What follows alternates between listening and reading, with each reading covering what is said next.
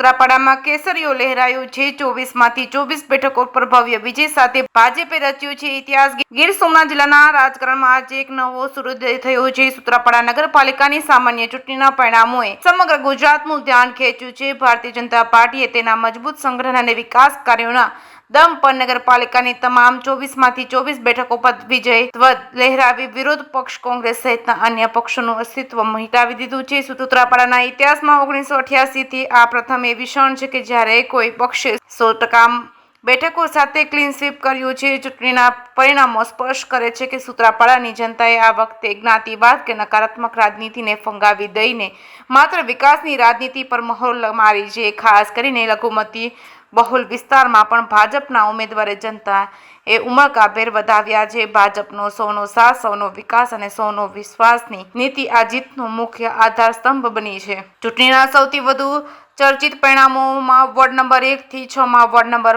5 મોખરે રહ્યો છે। અહીં ભાજપના દિગ્ગજ ઉમેદવાર અજય બારડ અને તેમની પેનલને 150 થી વધુ મતોથી જંગી સરસાઈ મેળવીને નવો કીર્તિમાન સ્થાપ્યો છે। આ વિસ્તારમાં કોંગ્રેસના ઉમેદવારોની એટલી કારમી હાર થઈ શકે છે કે તેઓ પોતાની ડિપોઝિટ પણ બચાવી શક્યા નથી, જે ભાજપ તરફી પ્રચંડ લોક જુવાળ દર્શાવે છે। સૂત્રાપાડાના પનોતા પુત્ર અને ગુજરાત સરકારના પૂર્વ કેબિનેટ મંત્રી જશાભાઈ બારડે પોતાના વર્ષોના અનુભવથી ચૂંટણીની ગણતરીપૂર્વક વ્યૂહરચના ઘડી હતી। તેમનું માર્ગદર્શન કાર્યકરો માટે ઉર્જા સ્ત્રોત બન્યું હતું। ભારતીય જનતા પાર્ટીના જામનગર જિલ્લાના પ્રભારી યુવા નેતા દિલીપભાઈ બારડે આક્રમક કાર્યશૈલી અને દરેક વોર્ડમાં માઇક્રો પ્લાનિંગ દ્વારા ચૂંટણીની કમાન સંભાળીથી કાર્યકરો સાથેનો તેમનો સીધો સંવાદ અને યુવાનોને સંગઠિત કરવાની તેમની ક્ષમતાએ વિજયને ભવ્ય બનાવ્યો છે। દિલીપ બારડા અને શહેર ભાજપ પ્રમુખ સુરેશસિંહ મોરી અને શહેર સંગઠન મંત્રી અને જિલ્લા સંગઠનના માર્ગદર્શન હેઠળ ભાજપે આધુનિક સૂત્રાપાડાનું સપનું જોયું છે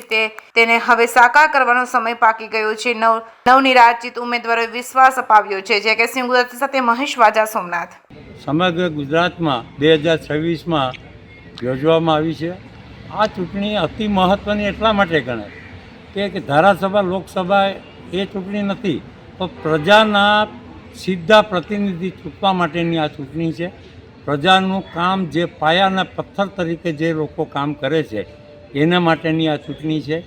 1988માં પહેલી વખત હું નોકરીમાંથી રાજીનામું આપી અને રાજકારણમાં મારો પ્રવેશ થયા પછી 1988થી માંડી 2026 સુધી સતત પંચાયત હતી, ત્યાં સુધી પંચાયત, અને જ્યારે નગરપાલિકાનો દરજ્જો પ્રાપ્ત થયો ત્યારથી નગરપાલિકામાં સતત ભારતીય જનતા પાર્ટીનો આ ધ્વજ કાયમી ફરક્યો છે।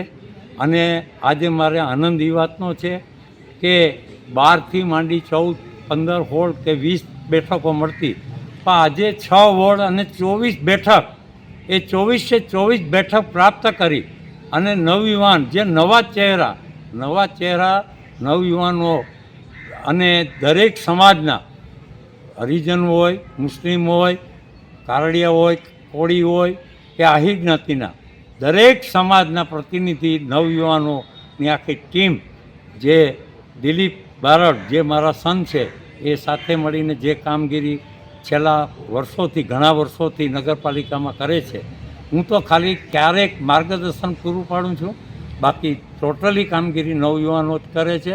ને આ કામગીરીનું પરિણામ એ હતું કે આજે પ્રજાએ જે બુલડોઝર ફેર્યું છે એ પ્રજાના હૃદયમાં કામો વતી જે કામ કર્યા એનું પરિણામ આજે મળ્યું છે। એ પ્રજાનો વિજય છે અને પ્રજાએ જે વિજય કર્યો છે, કારણ કે એ ગામડામાંથી લાઇટ પાણી 66 kV આવ્યું, 66 kV આવ્યા પછી રોડ રસ્તા, સીમના રસ્તા, પીવાના પાણી માટે 3 લાઈન, એક હિરણ નદીનો દ્વારા પાઇપલાઇન,